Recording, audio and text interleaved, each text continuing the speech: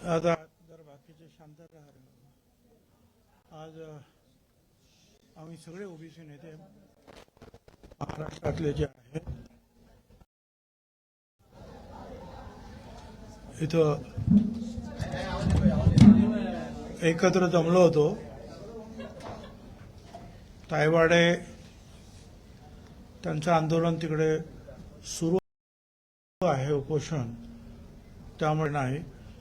पण इतर ठिकाणी सुद्धा जवळजवळ 5-6 ठिकाणी उपोषण आणि आंदोलनं सुरू झालेली आहेत. आमदार पडळकर हे मुंबईपासून दूर आहेत फार, त्यामुळे ते येऊ शकले नाहीत.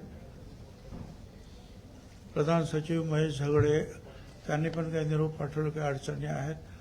आमदार खडसे त्यांनी सांगितलं बा मी पण तुमच्या, अशा अनेक लोकांनी सांगितलं आम्ही तुमच्याबरोबर आहोत. आणि आपण इथे पाहतात की ही सगळी मंडळी जी आहेत आम्ही सगळी एकत्रित तिथे आलेलो आहोत. तर जे आता आज आंदोलन सुरू आहे मुंबई शहरामध्ये, त्याच्यामध्ये 2-4 गोष्टी ज्या आहेत, काही गोष्टी तुम्ही एक तर ज्या आहे याच्यामध्ये सरळ सरळ उच्च न्यायालयाने म्हटलेलं आहे की मराठा व कुणबी एकच आहे असं मानणं हा सामाजिक मूर्खपणा आहे. परत दुसरं पण असंच आलं जजमेंट, आणि त्याच्यात सांगितलं की मराठा आणि कुणबी या वेगळ्या जाती आहेत. त्यावर सुप्रीम कोर्टात ज्यावेळेला केस गेली त्यावेळेला सुप्रीम कोर्टाने म्हटलं आहे, in the view of the above facts and position the bench finds that the Maratha is not socially backward community. Maratha is not a socially backward community, but is a socially advanced and prestigious community, and therefore the request for inclusion of Maratha in the central list of backward classes of Maharashtra should be rejected. In fact, Maratha does not merit in the backward classes for Maharashtra either jointly or Kunbi, with Kunbi, or under the separate entity office. म्हणजे कुणबी मराठा किंवा मराठा कुणबी किंवा नुसता मराठा हे जे आहे ते होऊ शकणार नाही. हे सुप्रीम कोर्ट केलं एकदा नाही. आपण एक लक्षात घेतलं पाहिजे की ज्या वेळेला काही वर्षापूर्वी महाराष्ट्रामध्ये मराठा समाजाचे मोर्चे निघाले, गुजरातमध्ये गुजराती समाजाचे, पाटीदार समाजाचे, पटेल समाजाचे, राजस्थानमध्ये गुर्जर समाजाचे आणि हरियाणावरती जे जाट समाजाचे मोर्चे निघाले की आम्हाला पण पाहिजे. मग अशा वेळेला हा EWSचा जो आहे त्याचा हा एक पर्याय जो आहे पुढे आला, आणि त्याच्यामध्ये जे आहे हे जे statement of objects and reasons central government जो ॲक्ट बनवला त्याच्यामध्ये त्याने असं म्हटलेलं आहे,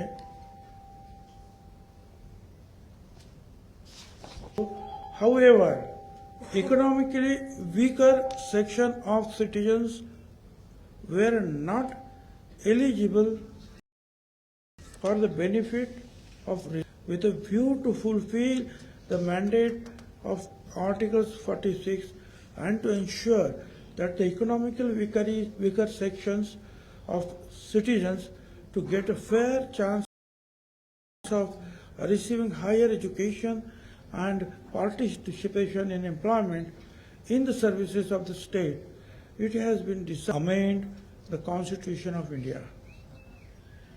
हे त्यांनी चक्क लिहिलेलं आहे की ज्यांना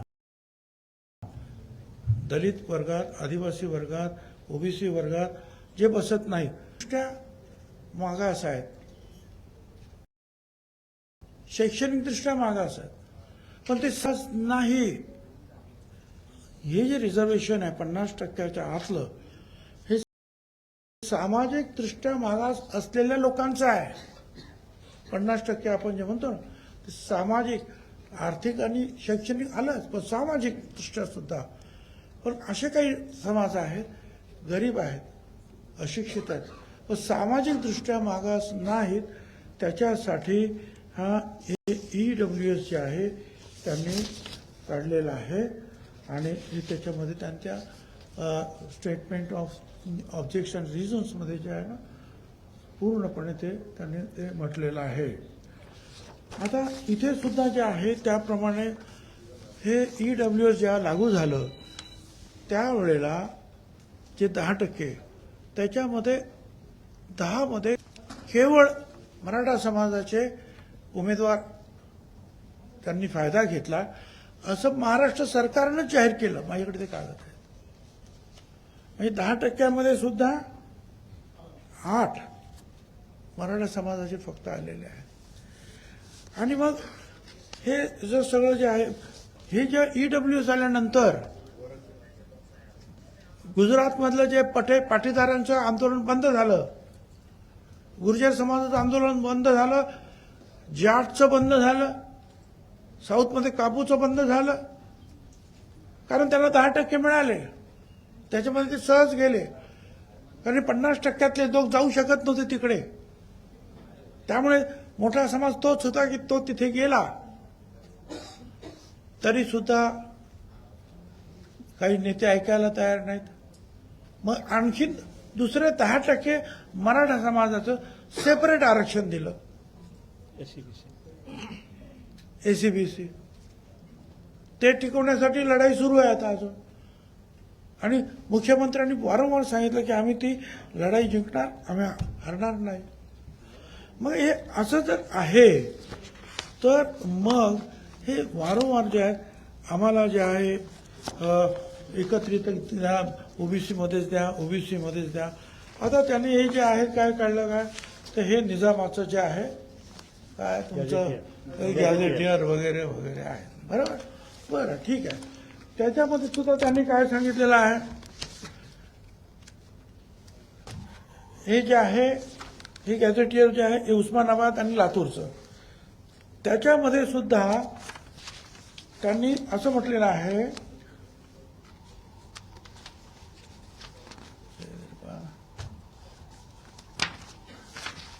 कुणबी 3560, कुणबी 3560. परत वेगळे लिहिले आहेत मराठा 2,46,490. म्हणजे काय, मराठा वेगळा आहे, कुणबी वेगळा आहे. मराठवाड्यातला हे मराठवाड्यात तेच सांगताय. उस्मानाबादचं ते हा? तुम्ही उस्मानाबाद बघताय ना, कुठलं ते बरोबर. उस्मानाबाद. आणि ते सगळ्यांचं आहे ना, छोटे मोठं आहे. सेम 2 गॅजेट मिळाले की उस्मानाबादचं 21 द्या ना बाबा.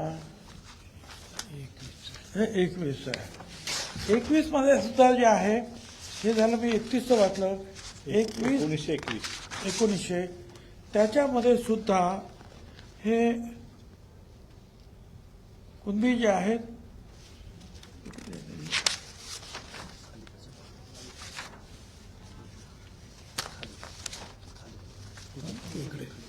हा कुणबी याच्यात लिहिलेले आहेत 34,324. मराठा आणि मराठा लिहिलेले आहेत 14,97,200. हे संपूर्ण मराठवाड्याचं आहे. हैदराबाद संस्थान म्हणजे मराठवाडा निजामचं. आता याचा अर्थ काय झाला, याचा अर्थ असा झाला की 1,24,71,000 टोटल निजामाची संख्या. 1,24,71,000 71,000 ही टोटल लोकसंख्या लोकसंख्या आणि त्याच्यामध्ये 34,000 कुणबी. 34,000 कुणबी. मराठा 14,07,000. म्हणजे किती झाले कुणबी किती टक्के झाले 0.3%. पण हे पण करताना प्रश्न असा आहे की सर्रास देणार कसं काय. जो कुणबी आहे तो पुढे तर आला पाहिजे. आता ते म्हणतात जे शेतकरी आहेत ते सगळे कुणबी. अरे ब्राह्मण सुद्धा शेतकरी होते ना, आहेत सुद्धा. पारशांची सुद्धा शेती आहे. हं? मारवाडी समाजाची आहे, सगळ्यांची आहे ना शेती. मग काय त्यांचं काय करायचं. ते सगळे झाले ओबीसी. ओबीसींची जी आहे निजामापासून सुद्धा फारकत केलेले मराठा वेगळे आहेत आणि कुणबी वेगळे आहेत आणि ओबीसी आणखीन वेगवेगळे आहेतच त्याच्यामध्ये. साळी माळी कोळी तेली तांबोळी बंजारा खाटीक बेटीक सगळे आहेत वेगवेगळे. मी वाचून नाही दाखवतो तुम्हाला सगळे त्याच्यात. पण त्यांचं म्हणणं की आम्हाला हेच पाहिजे.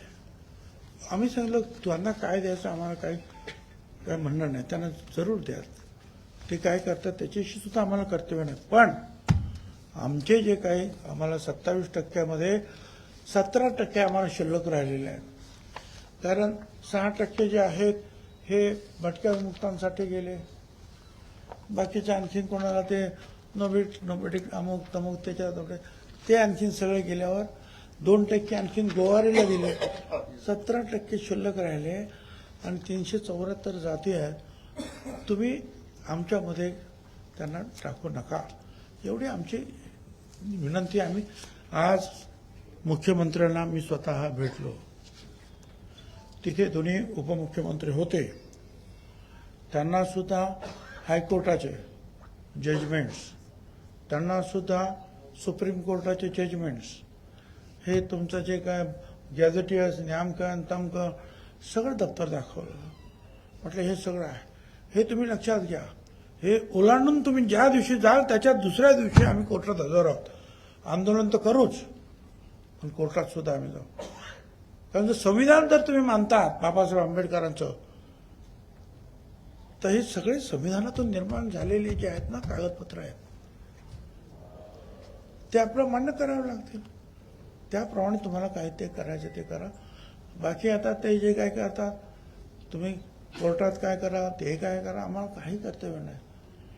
आणि आज आम्ही आमच्या सगळ्या लोकांना सांगितलं की आपण ते आणि सरकार पाहून घेईल काय करायचं ते. आपण आता तयारीला लागायचं आहे. अनेक ठिकाणी उपोषण सुरू केलं, अनेक ठिकाणी उपोषण सुरू करायचंच आहे. तहसीलदारापासून तर कलेक्टरपर्यंत सगळीकडे जे आहेत मोर्चा काढून एकच महत्वाचं वाक्य तिथं पाहिजे, आमच्या ओबीसीच्या वाट्यामध्ये दुसरे वाटेकरी नकोत.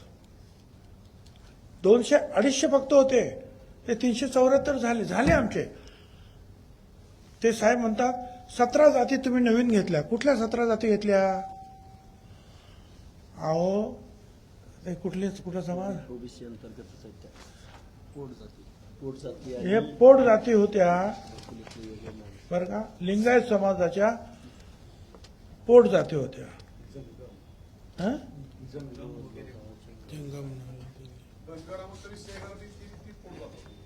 पोट जाती होत्या. या लिंगायत परवाच्या दिवशी झालं ना 8 दिवसापूर्वी, त्या लिंगायत समाजाच्या होत्या, पोट जाती होत्या. वेगवेगळ्या समाजाच्या असतात की नाही. माळी समाजामध्ये आहे हळदी माळे, कोळसे माळे, फुल माळे, आमचं तसे एक बैल केली 10 बैल केले वगैरे वगैरे. तसं वंधाऱ्यामध्ये सुद्धा आहे, दलितांमध्ये सुद्धा आहे, सगळ्यांमध्ये, आदिवासीमध्ये सुद्धा कितीतरी, भटक्या विमुक्तांमध्ये सुद्धा कितीतरी पोट जाते. ते पोट जाते आहेत. धनगरात समाजामध्ये 29 पोट ते पोट जाते आहेत. त्या नवीन जात आणि ते कसं काय आहे त्याच्यासाठी आयोगाकडे जावं लागतं. आयोग वर्षभर 1.5 वर्ष त्याचा अभ्यास करतं. मग आयोग कळवतो गव्हर्नमेंटला की तुम्ही यांना घ्या आणि मग गव्हर्नमेंट ते स्वीकारतं.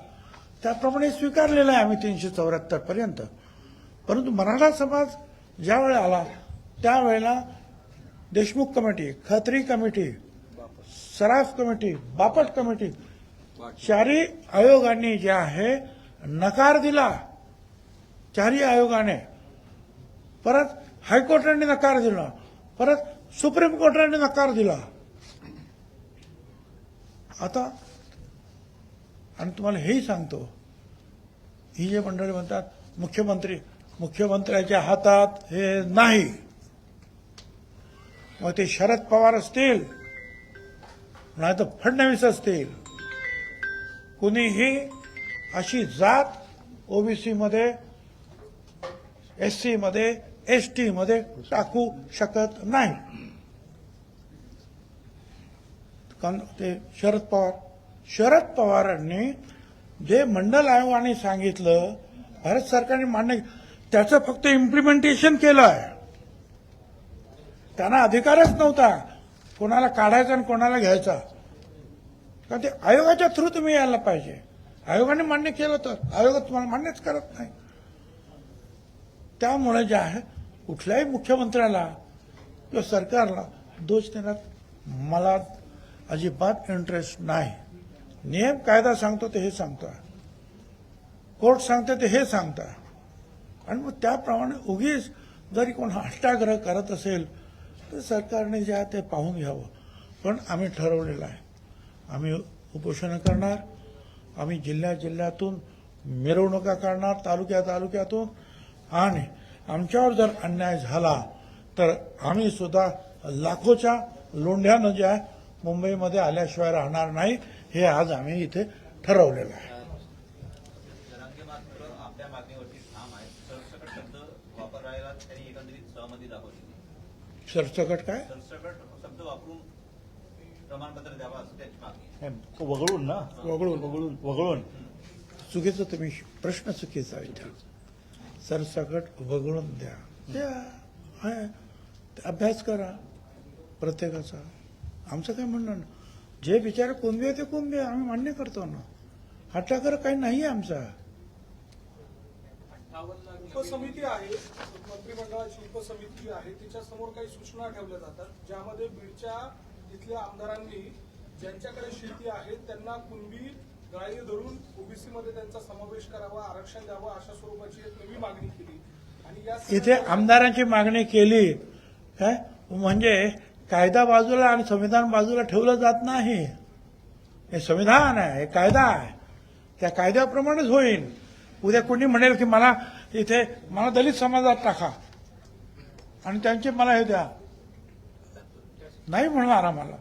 तसं शेतकरी ब्राह्मणांच्या सुद्धा शेती आहेत, सगळ्यांच्या शेती आहेत. त्यामुळे शेतकरी म्हणजे काही हे असं नाही. आणि हे सांगितलंय ना त्यांनी, हायकोर्टाने सुद्धा सांगितलं की होणार नाही, हे असं नाही शक्य. आणखीन काय पाहिजे? आमदारांच्या मागण्यांवर आणि जरी अधिवेशनात जर एक मुख्य ठराव केला तरी ते होत नाही आहे. कसं करणार तुम्ही? त्याचा जो नियम आहे रस्ता, त्याच रस्त्याने जावं लागेल. आणि ते चुकीचं झालं तर कोर्टात ताबडतोब ते जाणार, खलास होणार, संपणार. तेच तर मुख्यमंत्री सुद्धा म्हणाले की चुकीचं काय केलं तर दुसऱ्या दिवशी संपेल ते. ज्या पद्धतीने अनेक आरक्षणाचं वर्तन आहे त्या बाबतीत अनेक प्रश्न निर्माण झालेले आहेत. हा सगळा प्रकार मुंबई हायकोर्टात गेला. हायकोर्टाचंही असं म्हणणं आहे की हे आंदोलन आता हाताबाहेर जात आहे. कुठेतरी सरकार हतबल होतंय का या सगळ्या गोष्टींपुढे? ज्या पद्धतीनं मुंबईतील रस्ते बंद होणं असेल किंवा सीएसएमटी स्थानकाचा सगळा परिसर कॅप्चर झालेला आहे. हायकोर्टात सुनावणी सुरू असताना मुंबई हायकोर्टाला पुढे आंदोलकांचा घेराव होता. सरकारची हतबलता पण समोर येते का या सगळ्यामुळे? असं आहे की आंदोलन करायला लोकशाहीमध्ये कोणी बंधन घालू शकत नाही, पण ती शांततेनं लोकशाही मार्गाने ते व्हायला पाहिजे. काल मी असं ऐकलं की काही वार्ताहर भगिनी ज्या आहेत त्यांना त्रास देण्यात आला. त्यांनी तक्रार केली की हे काय आहे. खासदार त्या सुप्रियाताई सुळे त्या भगिनी आहेत, एक महिला आहे, खासदार आहे, त्या भेटायला आल्या की बाबा तब्येतीला सांभाळा. ही जी संस्कृती आहे, कशा प्रकारे तुम्ही वागणूक दिली त्यांना? हां, त्यांना गाडीत बसताना काय त्रास तुम्हीच लोकांनी दाखवलं, गाडीवर बाटल्या मार. ही संस्कृती नाही ना. आपण छत्रपती शिवाजी महाराजांचं नाव घेतो आणि महिलांना अशी वागणूक देणार आहोत. मग ते वार्ताहर असतील नाही तो खासदार असतील, आम्ही त्याचा निषेध करतो. हे बरोबर नाही. तर हे जे सगळं जे आहे तुम्ही नियमामध्ये जे काय करायचं ते करा. अदरवाईज कोर्ट आणि गव्हर्नमेंट का ते बघतील काय करायचं ते. आरक्षणाचा विषय न्यायप्रविष्ट असताना आंदोलनाला परवानगी देण्यात आली, त्याच्यानंतर त्याच्यामध्ये मुदतवाढ करण्यात आली. सरकारला याचा अंदाजा नव्हता का की सगळे आंदोलक जर मुंबईत आले तर मुंबईमध्ये काय परिस्थिती निर्माण होईल, संपूर्ण परिस्थिती कायद्याच्या हाताबाहेर झाल्याचं? असं आहे ना की ती परवानगी का कोणी दिलं हे काही मला काही कल्पना नाही. पण मी मगाशी सांगितलं की सर्वसाधारणपणे बघ कोणाला आंदोलन करायचं आहे तर ती शांततेने करावं. आणि त्याने लिहून दिलं आम्ही शांततेत करू, आम्ही आतमध्ये बसू, हे सगळं करू.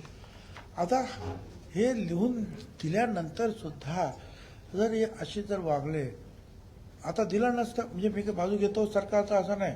मी आज येथे ओबीसीचा एक कार्यकर्ता म्हणून बसलेलो आहे.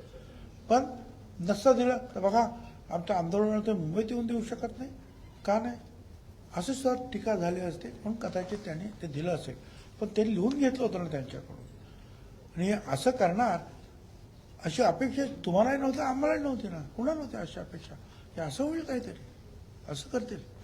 जरांगेंच्या मंचावरती अनेक अभ्यासक आहेत, त्यांचं देखील ते त्यांच्याशी चर्चा करत ते म्हणतात हैदराबाद गॅजेट प्रमाणे किंवा इतर गॅजेट प्रमाणे आरक्षण लागू होऊ शकतं, त्यानुसार देखील त्यांचा अभ्यास सुरू आहे. द्या ना काय ते द्या ना, कसं काही लागू होतं आहे आणि सगळ्या मराठ्यांना लागू होतं ते द्या ना.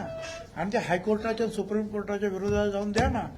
अभ्यासक आहेत ते मोठे आहेत, आम्ही ते अभ्यासक नाही बाबा. पण हे जे वाचतो त्याच्यातून आम्हाला, आणि हे मी विधानसभेत सुद्धा वाचून दाखवलेलं आहे. त्यावेळेला मला वाटतं हे कोण होतं फक्त मला माहित नाही, पण हाच विषय निघाला होता. त्यावेळेला मी विधानसभेत सगळं वाचून दाखवलेलं आहे. त्यावेळेला मला विचारत होतं ना, मग तुम्ही राजीनामा द्या, मंत्रिपदाचा राजीनामा. हां, ते एकनाथराव शिंदे मुख्यमंत्री होते त्यावेळेची गोष्ट. त्यावेळेला मी बोललो ना, हे सगळं दाखवलं. जरांगेंनी अजून एक मुद्दा काढलाय, तो म्हणजे सातारा गॅझेटचा त्यांनी विषय काढलेला आहे. सातारा गॅझेटमुळे पश्चिम महाराष्ट्रातील जो मराठा आहे तो कुणबीमध्ये येईल असं त्यांचं म्हणणं आहे. त्यापासून सुद्धा सरकारनं वेळ घेतला पाहिजे असं एक नवी मागणी आता पुढे आलेली आहे. अरे सगळेच गॅझेटियर्स आहेत काय. बॉम्बे गॅझेटियर सुद्धा आहे, सातारा आहे, याहू आहे, तेव्हा आहे. सगळ्या देशाचे गॅझेटियर्स आहेत. आणि मग त्याच्यामध्ये कोणतरी कुणबी असणारच आहे, मराठा असणारच आहे. तर त्यांना सगळ्यांनाच लागू करा. त्यांचा एवढा अभ्यास काही आमच्याकडे नाही बाबा सगळ्या याच्यात. जरांगेंच्या मंचावरती सगळे राजकीय नेते येत आहेत, परंतु एकीकडे एकनाथ शिंदे असतील किंवा अजित पवार असतील यांच्यावरती जरांगे थेट टीका न करता फक्त फडणवीसांना मुख्यमंत्री म्हणून टार्गेट केलं जात आहे आणि कुठेतरी सामाजिक तेढ सुद्धा यातनं निर्माण होते. मला तुमचा प्रश्न समजला नाही. दोन प्रश्नाचे एकदम गल्लत झाल्यामुळे माझा गोंधळ उडतो. दोन्ही उपमुख्यमंत्र्यांचं नाव न घेता केवळ फडणवीसांवरती, मुख्यमंत्र्यांवरती टीका केली जाते. त्यांना विचारायला पाहिजे ना तो प्रश्न. तो प्रश्न माझा नाही ना. ते टीका ते करतात, मी नाही करत आहे ना. आणि कुणी जायचं काय जायचं हे शेवटी मुख्यमंत्री ठरवत असतात. अगोदर जे काही शिंदे कमिटी नेमलेली आहे, शिंदे कमिटी नेमलेली आहे, त्यांचा काय अभ्यास. आणि ते सगळे जजेस आहेत ना रिटायर्ड, आणि प्रधान सचिव आहे त्याच्याबरोबर. त्याच्यानंतर आहे ना ते स्टेप बाय स्टेप. साहेब, तुम्ही मुख्यमंत्री यांना भेटला ज्यावेळेला हे सगळे पेपर्स दाखवले त्यावेळेला त्यांनी तुम्हाला नेमकं काय आश्वस्त केलं?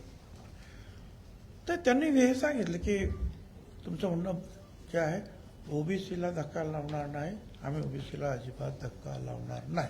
कुणबी प्रमाणपत्रावरनं राज्य सरकार PR काढण्याची तयारीत आहे आणि त्यामध्ये त्याचा अनुषंग असा आहे की गाव पातळीवरती स्क्रुटिनी समिती बनवून तशा पद्धतीनं सुलभता येण्यासाठी म्हणून ती सगळी त्या बाबतीत GR काढला जाणार. त्याच्यावरती तुम्हाला काही माहिती आहे का? किंवा मला काही माहिती नाही आहे.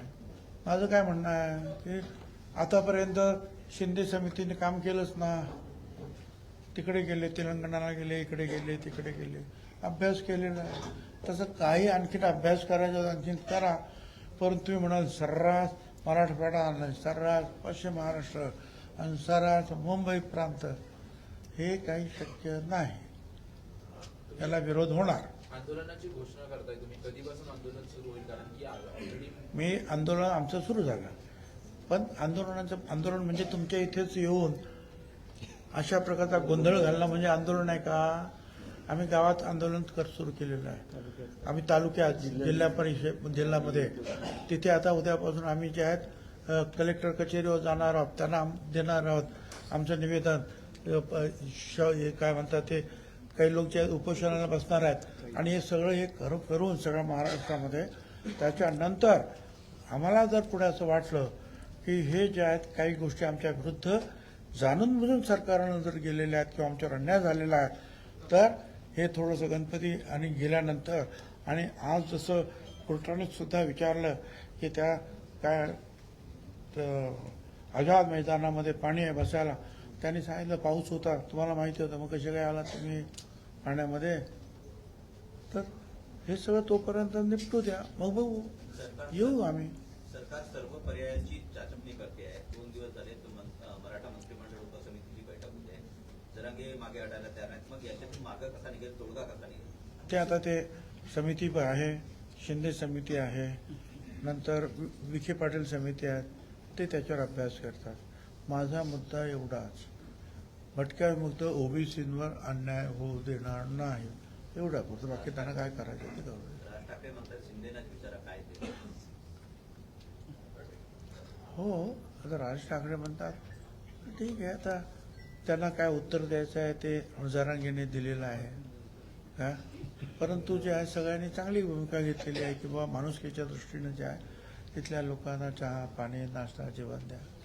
तुमच्या ओबीसी नेत्यांवरती हल्ले होत आहेत. तुमच्या ओबीसी नेत्यांवर काही ओबीसी नेत्यांवरती हल्ले पण होत आहेत. काय होत आहे? हल्ले होत आहेत. काही ओबीसी नेत्यांवरती हल्ले पण होत आहेत. कशासाठी? आम्ही कोणावर हल्ली करत नाही, ते का आमच्यावर हल्ले करतात? हा, लक्ष्मण हाकेंवरती हल्ले झाले. हो बरोबर ना, तुम्ही का कशासाठी करता? आणि अशा हल्ले झाले तर पोलिसांनी ताबडतोब निर्णय घ्यायला नको का? पाऊल उचलायला पाहिजे त्यांनी. सर, मनोज जरांगे पाटील यांच्या मागे दोन्ही राष्ट्रवादीचा हात आहे. तर काही वेळापूर्वीच लक्ष्मण हाके यांनी स्टेटमेंट केले. तुम्ही ओबीसीचे नेते म्हणून सध्या भूमिका मांडताय, पण तुम्ही राष्ट्रवादीचे नेते सुद्धा आहात. त्याबद्दल तुम्ही काय बोलता? मी ओबीसीचा नेता म्हणून इथे बसलेलो आहे. मंत्रिमंडळात सुद्धा ओबीसीचा नेताच आहे. मी आमदार पण ओबीसीचा नेता म्हणूनच बसलेलो आहे. आज नाही, 35 वर्षापासून बसतो आहे. पुढे काय?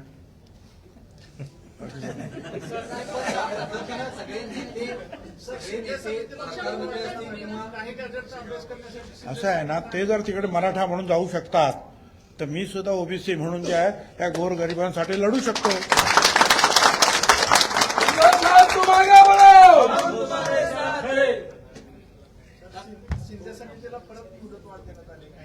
द्या, आणखी द्या, 2, 10, 15, 25 वर्ष द्या. आमचं काहीच म्हणणं नाही हो. एक एक घर तपासा, द्या ना, कुठे निघतील तिथे द्या. आमचं काय म्हणणं नाही. आणि हे पण चेक करा म्हणावा, ज्यांनी खोटी सर्टिफिकेट घेतली त्यांची सर्टिफिकेट रद्द सुद्धा करा, ते पण करा म्हणा. सर, हिंदी में जानना चाहेंगे, आज जो है बैठक संपन्न हुई, यहाँ पे क्या निर्णय लिए गए इस पूरी बैठक में?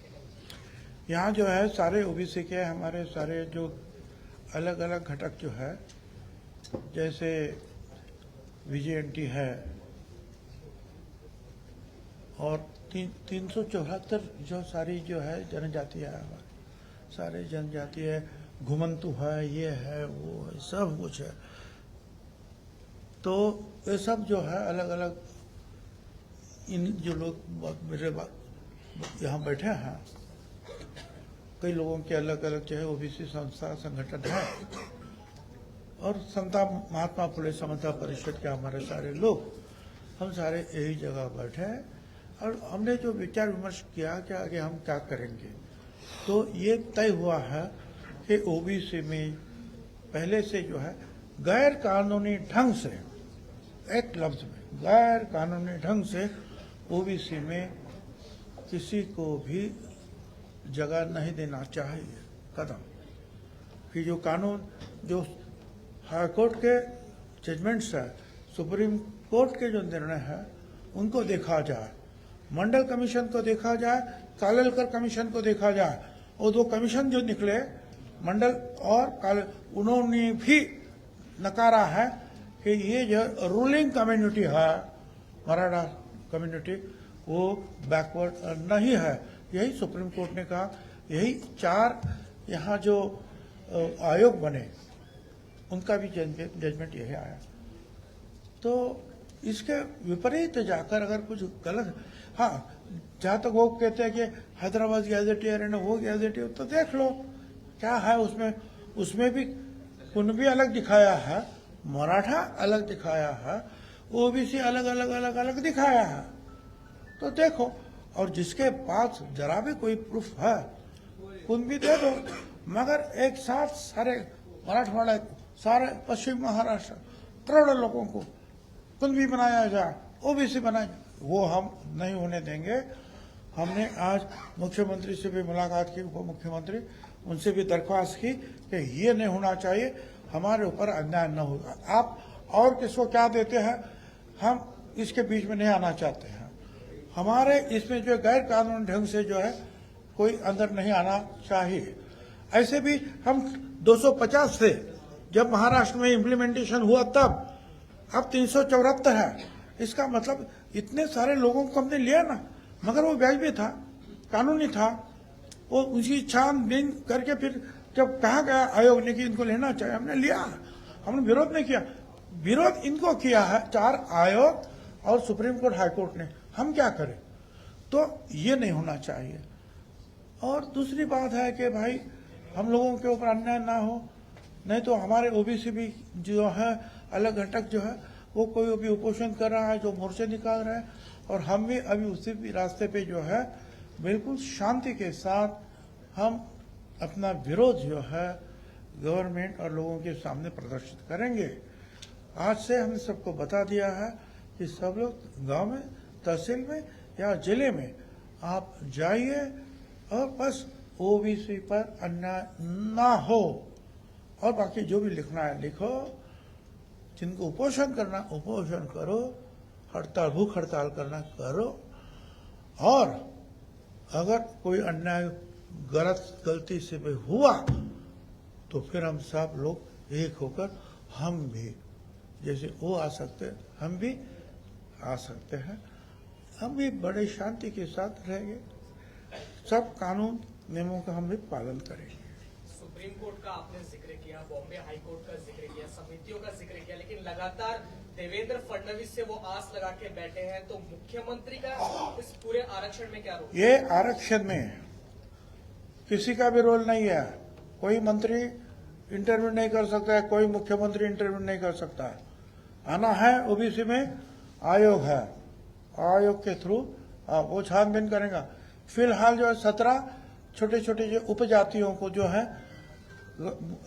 हमारे मंत्रिमंडल ने हाँ बोल दिया, वो जो है कौन सी जात, लिंगायत समाज के जो है उपजाति जो छोटी छोटी छोटी, कुल मिलके जो है 5-10 हजार भी नहीं होंगे, वो जो छूट गए थे वो आयोग में गए।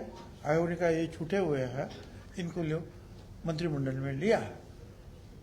तो ठीक है, हम ना कहा बोल रहे हैं भाई, मगर गलती से जो है अगर कोई पॉलिटिकल जो है, कोई बलदंड है, कोई शक्तिशाली है, कोई पॉलिटिकल पावर, मसल पावर, मनी पावर, ये जाकर कुछ करना चाहते तो हम लोग भी अपनी जो आवाज जो है उठाएंगे। ये लड़ाई सिर्फ आरक्षण की नहीं तो राजनीतिक लड़ाई के तौर पर भी देखी जा रही है। 235 एमएलए की सरकार होते हुए इतना बड़ा आंदोलन मनोज जरांगे पाटिल ने खड़ा करके मुंबई को 3 दिन रोक के रखा है। सत्ता पक्ष के कई लोगों का उनको समर्थन।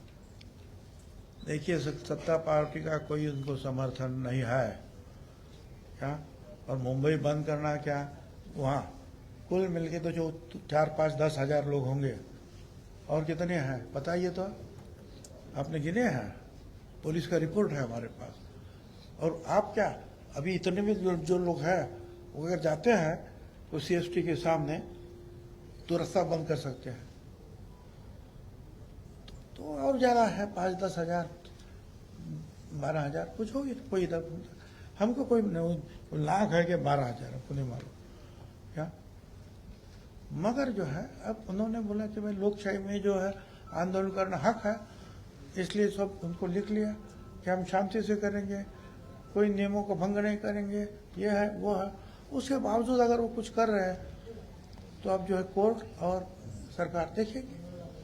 लगातार ये प्रोटेस्ट एग्रेसिव होता हुआ नजर आ रहा है। आजाद मैदान छोड़ के सीएसटी परिसर में जो है प्रोटेस्टर जा रहे हैं, उसको आप किस तरह से देखते हैं?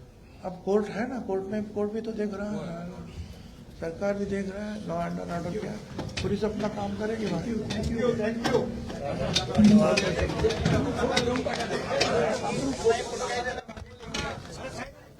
ए बाजूला फोटो काढायचे, फोटो काढा रे बाबा,